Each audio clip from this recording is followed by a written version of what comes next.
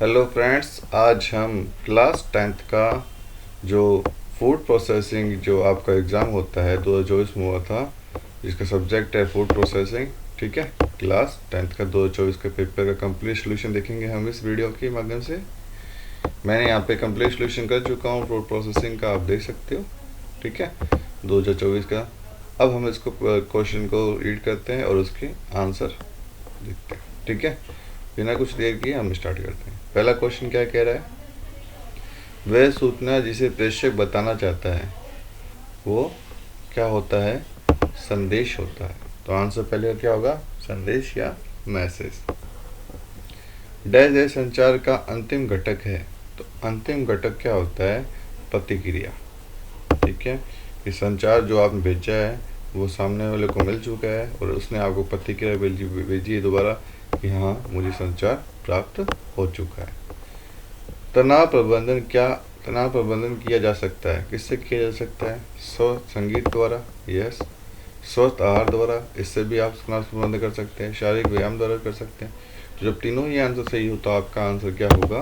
उपरोक्त सभी। तो इसका आंसर होगा उपरोक्त सभी।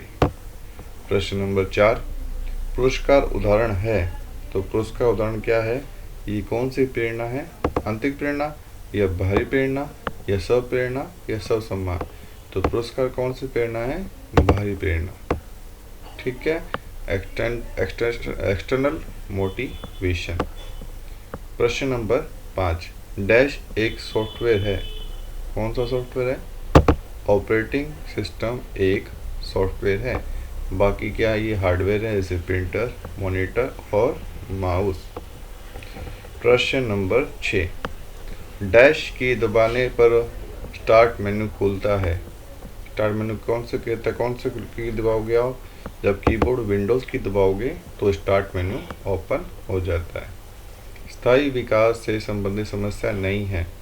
तो स्थायी विकास से संबंधित समस्या क्या नहीं है? जनसंख्या। ठीक है, किसी संगठन ने स्थायी विकास लक्ष्य बनाए हैं। तो किसने बनाए हैं? विश्व स्वास्थ्य संगठन द्वारा, वर्ल्ड हेल्थ ऑर्गेनाइजेशन। प्रश्न नंबर 9, शारीरिक विकास और मरम्मत की भूमिका निभाता है। तो शारीरिक विकास और मरम्मत की भूमिका कौन निभाता है? आपकी प्रोटीन। प्रश्न नंबर 10, ओवन से कुकिंग का उदाहरण है। तो ओवन से कुकिंग का उदाहरण है कौन सी गर्मी? जैसे कि आपके ऑप्शन है, पहला नम ताप, सूक्ष्म ताप, वसा माध्यम या इंडक्शन। तो इसका आंसर क्या? ओवन से कुकिंग का उदाहरण है शुष्क ताप। ठीक है, तो इसे आप ड्राई हीट भी बोल सकते हैं। डैश कंद है। तो कंद क्या है आपका? आलू। ठीक है, प्रश्न नंबर 12, वर्णक हरे रंग की सब्जियों में मौजूद होता है। तो हरे रंग की सब्जियों में वर्णक को क्या प्रस्तुत होता है? क्लोरोफिल। इसका आंसर क्या है? अ। 13 नंबर का प्रश्न, सलाद का आधार आमतौर पर डैश से बना होता है। तो किससे बना होता है डैश तौर पर सलाद का आधार? हरी पत्तेदार सब्जियों से। तो आंसर क्या होगा? हरी पत्तेदार सब्जियों से। प्रश्न नंबर 14, सलाद में ड्रेसिंग डैश बढ़ाने का काम करती है। तो ड्रेसिंग शब्द क्या? सौंदर्य, स्वाद, मूल्य। तो इसका क्या आंसर होगा? इसका आंसर होगा स्वाद। ठीक है, प्रश्न नंबर 15, फ्रेंच पीटा पानी उदाहरण है। तो फ्रेंच पीटा पानी किसके उदाहरण है? तो ये उदाहरण है आपकी ब्रेड के। आगे चलते हैं। ब्रेड के एक टुकड़े से बनाया जा सकता है। क्या बनाया जा सकता है? ब्रेड के टुकड़े से एक ओपन सैंडविच बनाया जा सकता है। प्रश्न नंबर 17, 16 तक हमने कर लिया है MCQ। मौखिक संचार के 2 उदाहरण लिखिए। तो मौखिक संचार के 2 उदाहरण क्या हो सकती है? फ़ोन कॉल या आपस में बातचीत। उद्यमी का एक कार्य लिखिए। तो उद्यमी का एक कार्य क्या हो सकता है? नया व्यवसाय शुरू करना। स्टार्च परिवार से संबंधित एक फल बताइए। तो जैसे कि स्टार्च परिवार से संबंधित एक फल हो सकता है आप संतरा। प्रश्न नंबर 20, सूप कब परोसा जाता है? तो सूप कब परोसा जाता है? पहले भोजन से पहले परोसा जाता है। नेक्स्ट है, कंसों में सूप का दूसरा नाम क्या है? तो कंसों में सूप का दूसरा नाम है क्लियर सूप। क्या होता है? Clear soup. बंद से नेक्स्ट प्रश्न है, सलाद में गार्निश के काम आने वाले कोई दो पदार्थ लिखिए। तो हम इसका आंसर देखेंगे जो हमने लिखा हुआ है इसमें। प्रश्न नंबर कौन सा था उससे पहले हम देख लेते हैं। तो प्रश्न नंबर 22। तो 22 प्रश्न नंबर चलते हैं अपने। प्रश्न नंबर 22 पर आगे, सलाद में गार्निश के लिए उपयोग किए जाने वाले सामग्री लिखें। तो इसमें एक टमाटर और खीरा। प्रश्न नंबर, बंद सैंडविच का उदाहरण लिखिए। तो प्रश्न नंबर 23 का आंसर क्या होगा? क्लोज सैंडविच का। जैसे क्लोज जैसे प्रश्न में लिखा हुआ है, तो जैसे ग्रिल्ड चीज सैंडविच कौन सा सैंडविच होता है? क्लोज सैंडविच का एक उदाहरण है। अब मैंने यहाँ पे प्रश्न लिखे हुए हैं, जैसे आपको मैं दिखा देता हूँ। प्रश्न नंबर अपने पहुँच चुके हैं 24 पे, हम सैंडविच को स्प्रेड के रूप में क्यों उपयोग में ले सकते हैं? ठीक है, तो प्रश्न मैंने यहाँ लिखा हुआ है, उसका आंसर जो है सैंडविच को स्प्रेड के रूप में हम क्या उपयोग कर सकते हैं? तो इसका आंसर होगा मक्खन।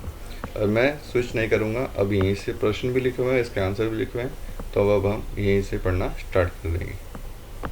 अब प्रश्न नंबर चलते हैं अपने 25 पर। संचार को परिभाषित कीजिए। तो आप देख सकते हो 25 नंबर क्वेश्चन जो है लघुरात्मक क्वेश्चन।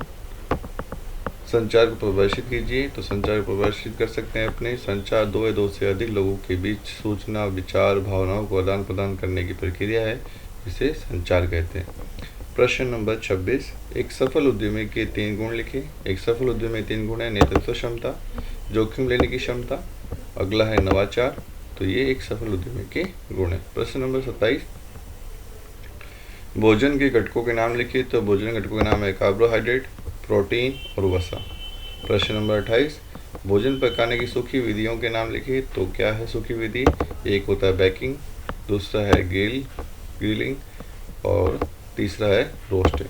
तो ये भोजन पकाने की सूखी विधियों के नाम हैं। फल के विभिन्न भागों को बताइए। तो फल के विभिन्न भाग क्या होते हैं? छिलका जिसे पिल बोलते हैं, गूदा जिसे पल्प बोलते हैं, और बीज एक सीड होता है। ठीक है, तो फल के विभिन्न भागों के ये नाम है। प्रश्न नंबर 30, सूप को परिभाषित करें।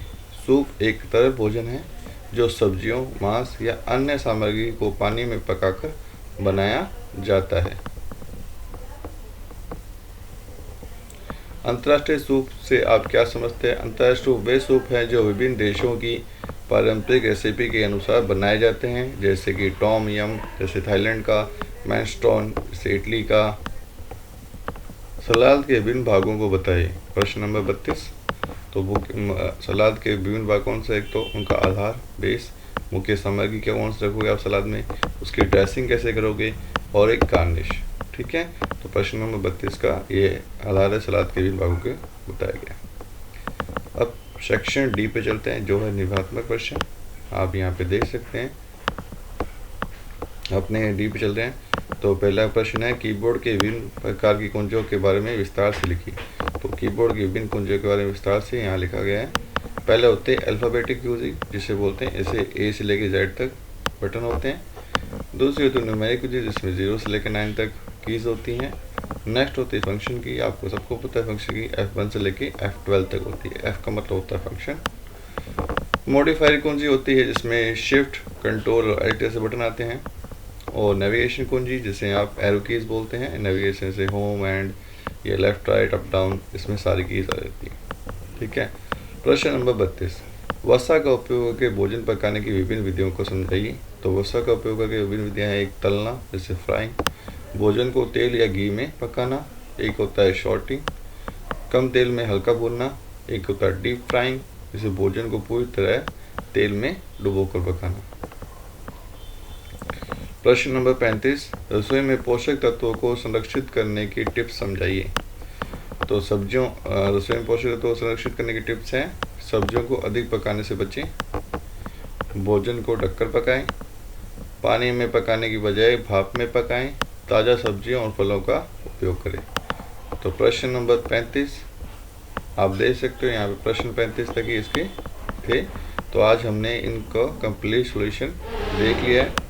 इस वीडियो में जो क्लास 10 का जो सब्जेक्ट है फूड प्रोसेसिंग का, जो 2024 में एग्ज़ाम हुआ था, उसका मैंने आज कंप्लीट सॉल्यूशन देखा।